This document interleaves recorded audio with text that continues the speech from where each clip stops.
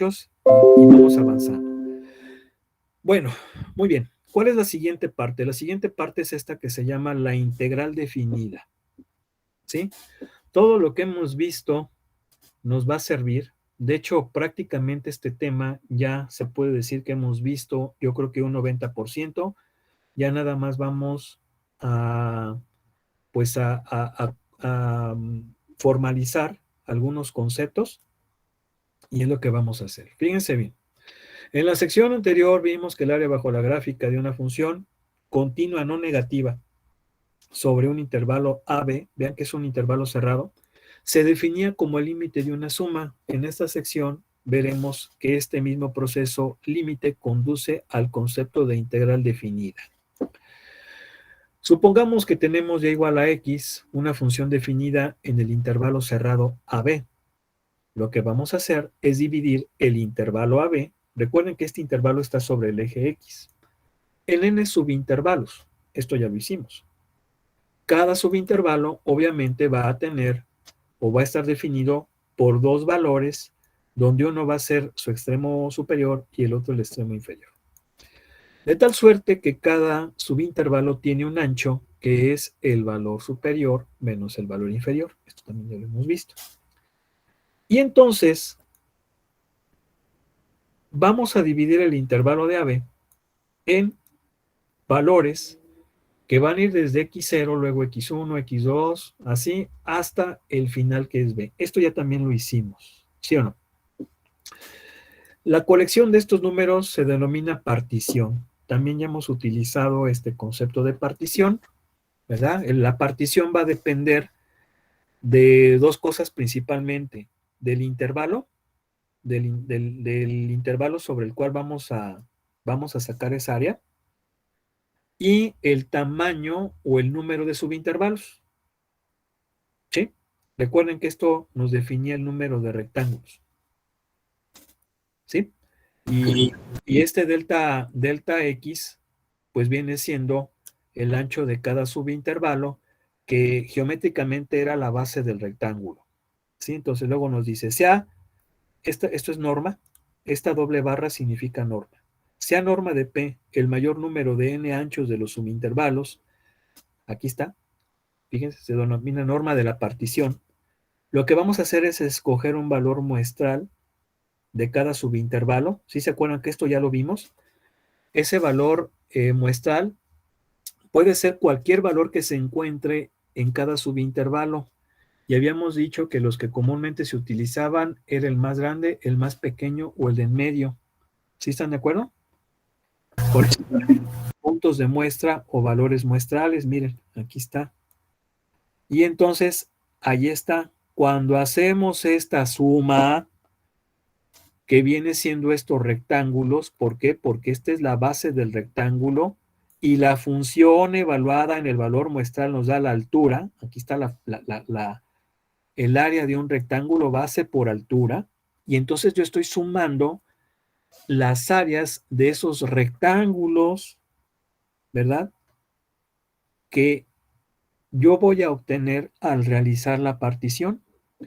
Y entonces esto se llama suma de Riemann. ¿Sí se acuerdan que esto ya lo hemos visto, no? Incluso yo les hablé de que cuando n tiende a infinito se llama suma de Riemann infinita, y eso prácticamente es el área exacta sobre la curva.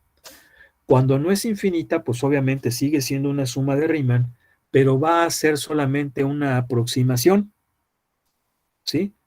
Una aproximación al valor real del área. Y obviamente este tipo de sumas fueron definidas por el matemático Bernard Riemann, Jorge Federico Bernardo Riemann, que fue el alumno más consentido, el alumno consentido de Gauss, ¿sí? Entonces vean, básicamente es esto, y ya vimos las sumas de Riemann. O sea, por eso les digo que me saca de onda el libro, porque vuelve a repetir el tema. Y entonces, prácticamente, cuando el número de rectángulos tiende a infinito, que implica que los rectángulos se van a hacer sumamente delgados, su ancho va a tender a cero y prácticamente se van a convertir en segmentos de recta, vamos a lograr obtener el valor real del área, y ese valor real del área viene siendo esta integral definida. ¿Por qué definida? Porque conocemos los límites inferior y superior de integración. ¿Sí? Es decir, esta operación geométricamente, o lo que es lo mismo, una integral definida geométricamente significa el área bajo la curva. Recuerden que la curva se entiende que es la gráfica de una función con respecto al eje X. Eso es muy importante decirlo. Ahora, este número A se llama límite inferior de integración, B se llama límite superior de integración, la función es lo que se conoce como integrando, y obviamente esta diferencial nos va a decir quién es la variable independiente de la función. ¿Sí? Entonces, fíjense, cuando n tiende a infinito, que nos dice la norma de la partición, esta norma de partición, recuerden que este simbolito de P, de norma de P, viene siendo el delta X. ¿Sí? Viene siendo el delta X. La norma se entiende que es la magnitud de la partición, el tamaño, la longitud de la partición, entonces viene siendo el delta X. ¿Sí?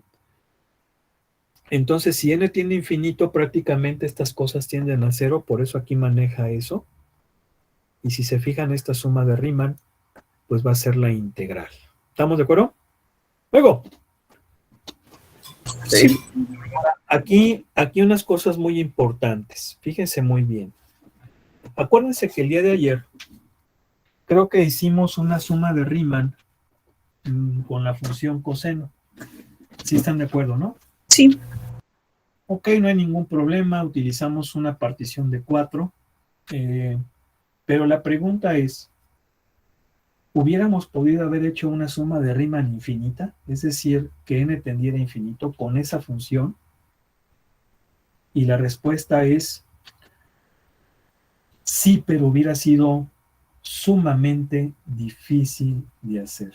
Si se fijan, los dos ejercicios que vienen en el libro, donde nos pedía que lo hiciéramos con n que no fuera infinita, ¿sí se acuerdan?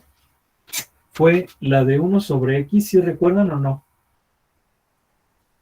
Y la de coseno de x. ¿No oigo? Sí. ¿Por qué el libro nos decía que lo hiciéramos con n igual a 4? Es decir, ¿por qué nos dio un valor finito de n?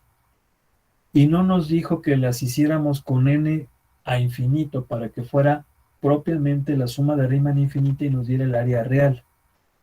Muy sencillo. Porque hacerlo con sumas de Riemann estas es algo muy difícil, sumamente difícil, que nos puede llevar días a hacerlo. ¿Y por qué nos puede llevar días a hacerlo? Porque si se fijan, lo que utilizamos fue esto, fue cosas como esta, fue cosas como esta,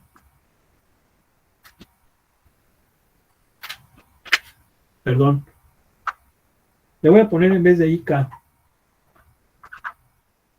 cosas como esta, y sabemos que esta es que n por n más 1 sobre 2, ¿sí o no? Cosas como esta, la del cuadrado, ¿se acuerdan? ¿Oigo? Sí, profe. Sí, profe.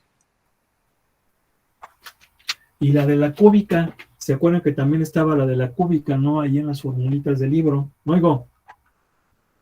Sí. Sí, profe. Bien.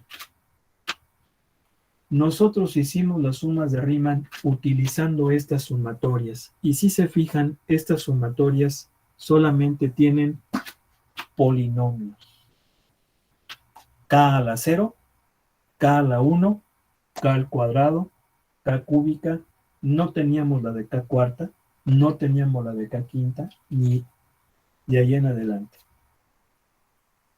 Por eso es que solamente podíamos hacer sumas de Riemann con funciones polinomiales y que nomás llegaran hasta el cubo. ¿Sí? Si yo les hubiera puesto una K cuarta, un polinomio de cuarto grado, tendríamos que utilizar cuál es la fórmula para la K cuarta. ¿Sí se entiende? No oigo. Se entiende, sí se entiende. Solamente podíamos hacerla para funciones polinomiales. Y estas no son polinomiales.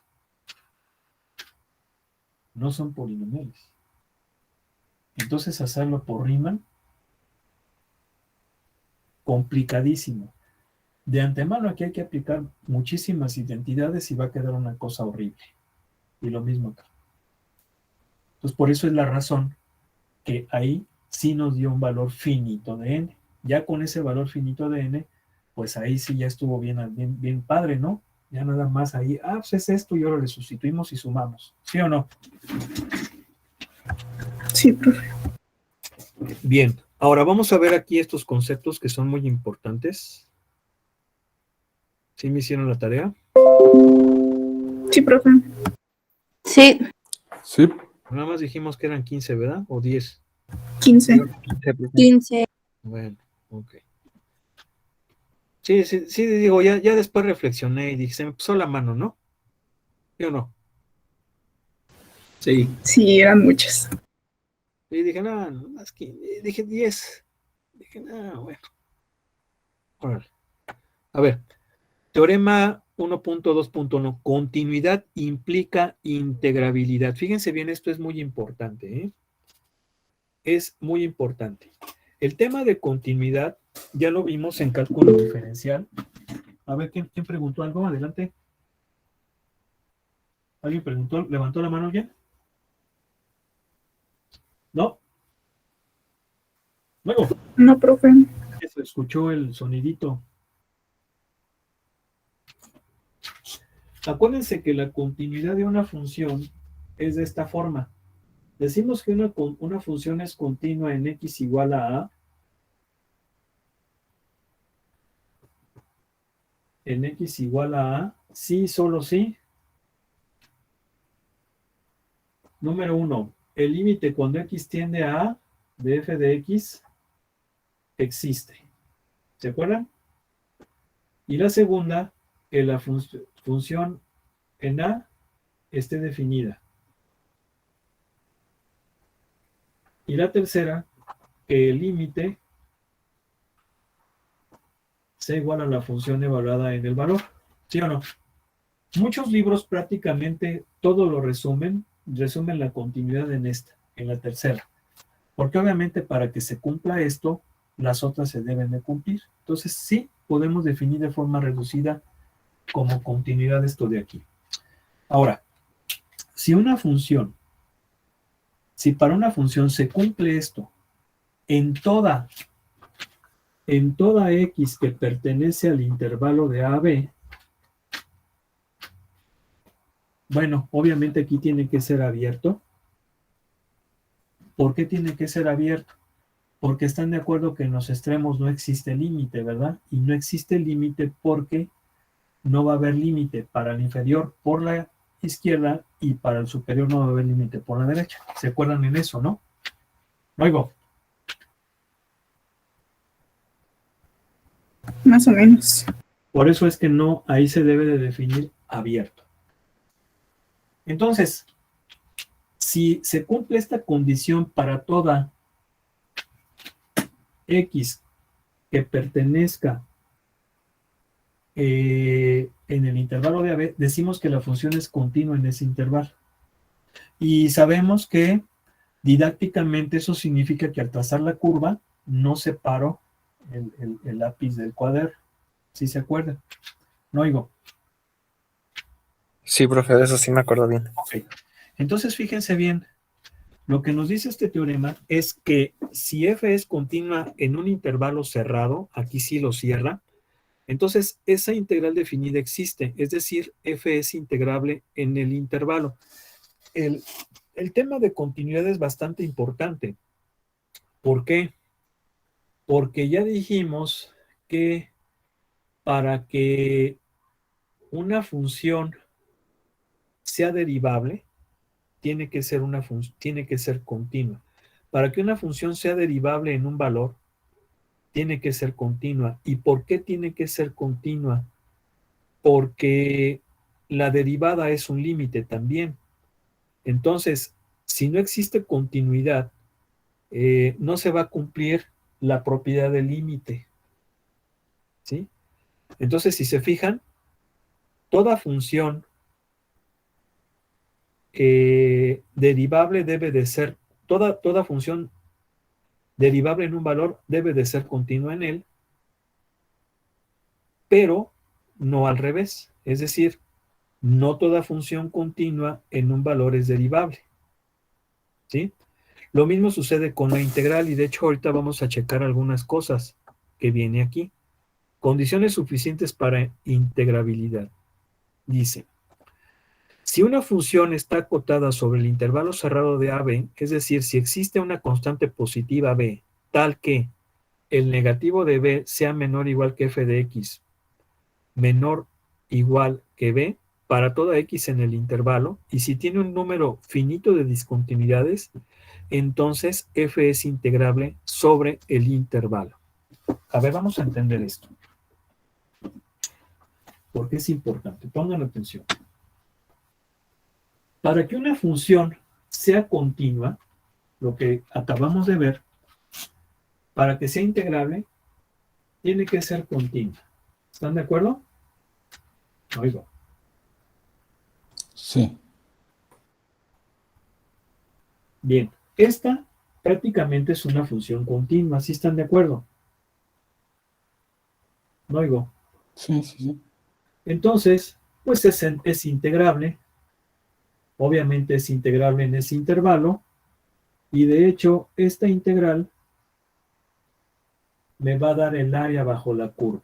¿Por qué? Porque recuerden que la interpretación geométrica de la integral definida es el área bajo la curva con respecto al eje X y obviamente definida por esos límites. ¿Ok? Sin embargo, lo que nos está diciendo este nuevo teorema es que una función puede ser discontinua. Y de hecho, pues sí, hay muchas funciones que son discontinuas.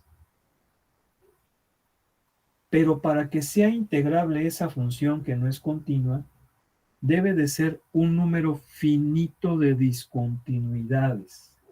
Y sobre todo esas discontinuidades tienen que ser finitas. Yo no sé si ustedes vieron en cálculo diferencial que hay discontinuidades finitas y discontinuidades infinitas. Las discontinuidades infinitas son aquellas que me representan una asíntota vertical.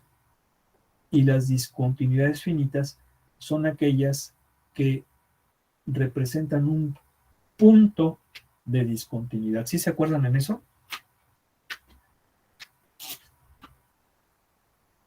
No oigo. Es cuando quedaba un punto abierto, ¿verdad? Sobre la línea. Por ejemplo, Creo que sí era cuando quedaba así.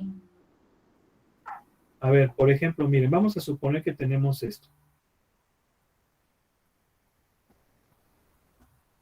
Yo tengo el intervalo de A a B. Si se fijan, en el intervalo de A a B, la función tiene un salto de discontinuidad. Tiene un punto de discontinuidad. ¿Sí están de acuerdo? Sí. Sí. Bien, ok. Esta es una discontinuidad finita. Y por lo tanto, sí puedo hacer la integral y esa integral me va a dar esta área. Aquí sí se vale. ¿Sí se entiende? Oigo. Sí, brother. Sí. Pero, por ejemplo, esta función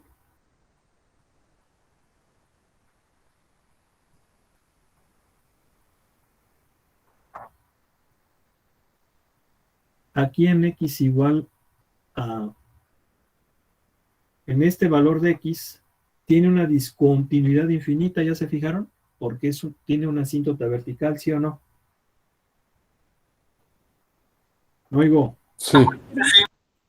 Y entonces, aquí, si yo quiero integrar de A a B, pero en ese intervalo hay una discontinuidad infinita, entonces no lo puedo hacer con esta integral. ¿Sí se entiende? Porque hay una discontinuidad infinita. ¿Ok?